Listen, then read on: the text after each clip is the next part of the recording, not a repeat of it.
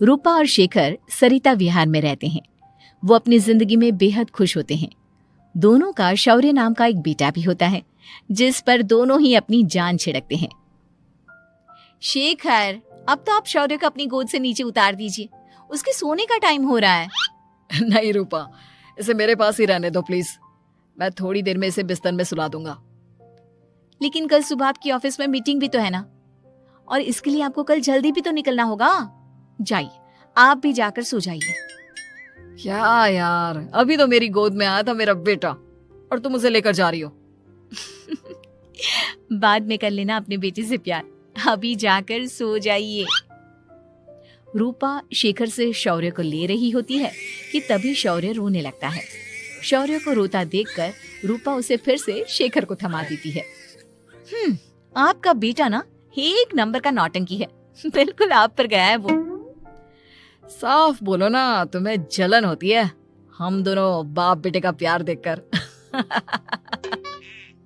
पहले बड़ा तो होने दो तुम शौर्य को, फिर देखना वो सबसे ज्यादा मुझे ही प्यार करेगा। देखते हैं।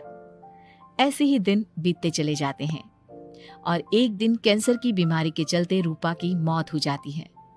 अब शौर्य 3 साल का हो चुका होता है, जिसके कारण उसकी दादी शेखर पर दूसरी शादी का दबाव बनाने लगती है। शेखर, शौर्य अभी बहुत छोटा है और उसे इस समय एक माँ के प्यार की बहुत जरूरत है। माँ, मुझे दूसरी शादी नहीं करनी। क्या पता जो दूसरी औरत आएगी वो मेरे बेटे को एक माँ का प्यार दे या ना दे। तो रूपा की छोटी बहन वैशाली से ही शादी क्यों नहीं कर लेता? वो तो शौर्य को एक माँ का प्यार पूरा दे सकती है ना।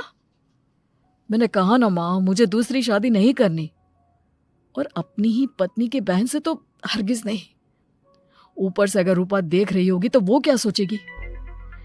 अपने लिए ना सही, लेकिन तुझे शौर्य के लिए तो शादी करनी ही पड़ेगी ना बेटा। शेखर कुछ कहता उससे पहले ही अंजुमन उसे रूपा की कसम दे देती है, जिसके आगे मजबूर होकर शेखर शादी के लिए हामी भर देता है। देखो वैशाली, मैंने तुमसे शादी सिर्फ अपने बच्चे के लिए की है। मैं चाहता हूं कि तुम उसे एक माँ का भरपूर प्यार दो। शौर्य, आपके साथ साथ मेरा भी कुछ लगता है। अगर आप मुझसे शादी नहीं भी करते तब भी मेरा प्यार शौर्य के लिए कभी कम या ज्यादा नहीं होता।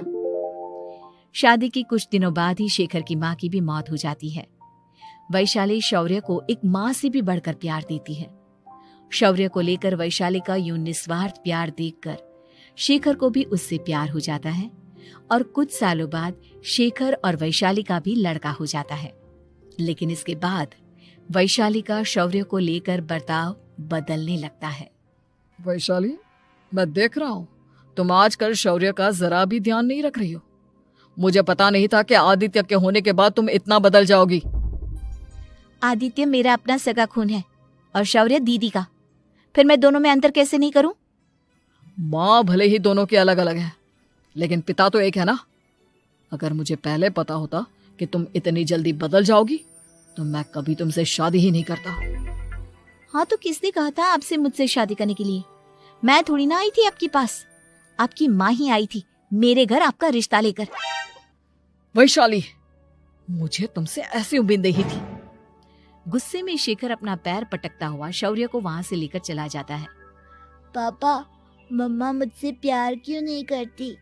क्या मैं उनका सगा बेटा नहीं हूँ इसलिए मुझसे प्यार नहीं करती? मम्मा नहीं करती तो क्या हुआ बेटा, पापा तो करते हैं ना आपसे प्यार। कुछ दिनों के बाद, आज तुझे खाना पीना कुछ नहीं मिलेगा, चल चुपचाप से अपने रूम में जाकर सो जा। माँ, अब भाई को खाना क्यों नहीं दे रही हो? बेटा तू आराम से खाना खा, इस नालायक की चिंता मत कर। एक दिन खाना नहीं खाएगा तो मर नहीं जाएगा ये। अगर भैया नहीं खाएंगे तो मैं भी नहीं खाऊंगा। तू अपने भाई का भक्त क्यों बन रहा है? ये तेरा सौतेला भाई है, सगा नहीं जो तू लक्ष्मण बन रहा है। माँ, आपको इतना भी नहीं मालूम? श्री राम और लक्ष्मण सगे भाई नहीं थे। श्री राम माता कौशल्या और लक्ष्मण माता सुमित्रा की कोख से जन्मे थे। दोनों के सिर्फ पिता एक थे लेकिन माँ अलग थी। मुझे ज्यादा ज्ञान देने की जरूरत नहीं है, ये सतयुग और त्रेता युग नहीं है, समझे? आया बड़ा भाई का चमचा। इतना कहकर वैशाली वहां से चली जाती है। जिसके कुछ टाइम बाद शिखर वहां आता है और आदित्य उसे सारी बात बताता है। मुझे माफ कर दो शौर्य, तुम्हारी माँ के जाने के बाद मुझे दूसरी शादी का फैसला करना ही नहीं चाहिए था। अगर मैं दूसरी शादी नहीं करता तो शायद आज तुम्हारी ये हालत ना होती। नहीं पापा, अगर आप शादी नहीं करते तो मुझे आदित्य जैसा छोटा भाई कभी नहीं मिलता। थैंक यू मुझे इतना अच्छा भाई देने के लिए। तुम दोनों हमेशा ऐसे ही साथ रहना, फिर कोई भी तुम दोनों का कुछ नहीं बिगाड़ पाएगा। चलो मैं तुम दोनों को आइसक्रीम खिला कर लाता हूँ, बहुत भूख लग रही है ना। शिखर शौर्य और आदित्य को आइसक्रीम दिलाने लेकर जाता है। वो दोनों को पार्क में खड़ा करके आइसक्रीम लेने जा ही रहा होता है, तभी तेज रफ्तार से आती हुई एक गाड़ी उसे कुचल देती है और उसी पल शेखर की मौत हो जाती है, जिसके बाद शौर्य की जिंदगी नर्क से भी बदतर हो जाती है। सुन रे चिरकुट, इस घर के किसी भी सामान को मेरी मर्जी के बगैर हाथ मत लगाना। इन सब पर अब तेरा कोई हक नहीं है, समझा? ठीक है माँ, मैं आपकी इजाजत के बगैर किसी चीज को हाथ नहीं लगाऊंगा। चल जाकर अब पूरे घर की सफाई कर। महज 7 साल का शौर्य वैशाली के कहने पर अपने नन्हे नन्हे हाथों से पूरे घर की सफाई करने लगता है। ऐसे ही दिन बीतने लगते हैं, लेकिन मासी से माँ बनी वैशाली को उस मासूम से बच्चे पर जरा भी तरस नहीं आता। क्यों शौर्य, ये घर में इतनी गंदगी कैसे हो रही है? ढंग से सफाई नहीं की है क्या तूने? माँ मैंने तो अच्छे से सफाई की थी, लेकिन आदित्य बार बार इधर उधर चलकर गंदा कर देता है। अच्छा, खुद से एक काम ढंग से नहीं होता और अपनी गलतियों का जिम्मेदार मेरे बेटे को ठहराता है। इतना कहकर वैशाली बांस का डंडा उठाकर शौर्य को जोर जोर से मारने लगती है। तभी वहां वैशाली के मायके वाले भी आ जाते हैं और उसकी सारी करतूतें देख लेते हैं। माँ मैं ऐसा क्या करूं जिससे आप मुझे भी आदित्य के जितना प्यार करोगी? बोलिए ना माँ, मेरे क्या करने से आपके अंदर मेरे लिए ममता जागेगी? वैशाली शौर्य की एक नहीं सुनती, उसके ऊपर डंडे बरसाती जाती है। हद पार होते देख वैशाली की माँ उसका हाथ पकड़ती है और जोर से उसे थप्पड़ मारती है। यही सब करने के लिए तूने दामाद जी से शादी की थी? हमने सपने में भी तुझसे ऐसी हरकत की उम्मीद नहीं की थी। तू माँ नहीं, माँ के नाम पर एक धब्बा है। बस कीजिए माँ, आदित्य के इस दुनिया में आने से पहले मैंने इसे बहुत प्यार किया था, लेकिन अब जब मेरी खुद की औलाद है तो मैं किसी और के बच्चे से प्यार क्यों करूं? अरे नालायक औरत, जिसे तू किसी और का बच्चा कह रही है वो तेरी खुद की सगी बहन का बच्चा है। बहन है तो क्या हुआ, मेरे अपने बच्चे से बढ़कर तो नहीं हो सकता ना ये कभी। अगर यही बात थी तो तू हमें पहले बता देती, हम शौर्य को अपने साथ ले जाते। उसे इस तरह प्रताड़ित करने की क्या जरूरत थी? अगर आपको लेकर जाना है ना तो ले जाइए इसे, मैं नहीं रोकूंगी। नहीं माँ, मुझे कहीं नहीं जाना, मुझे आपके साथ ही रहना है। मैं तेरी कोई माँ बाबा नहीं हूँ, तेरी माँ मर चुकी है, समझा? अब निकल जा मेरे घर से। माँ अब बहुत गंदी हो, मुझे भी नहीं रहना आपके साथ, मैं भी भाई के साथ ही जाऊंगा। अरे तू क्यों जाएगा, तू तो मेरा सगा बेटा है, जाने दे इसे।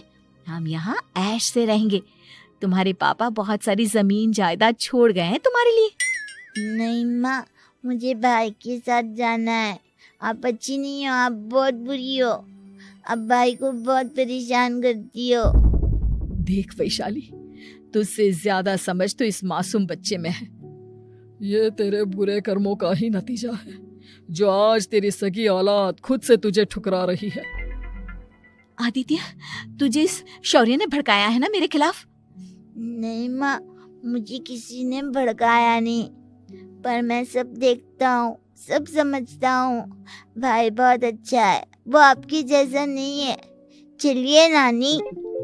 इतना कहकर वैशाली के मायके वाले आदित्य और शौर्य को अपने साथ ले जाते हैं और इस तरह वैशाली बड़े से घर में अकेली पड़ जाती है। 2 बेटों के होते हुए भी आज उसे माँ कहकर बुलाने वाला कोई नहीं होता।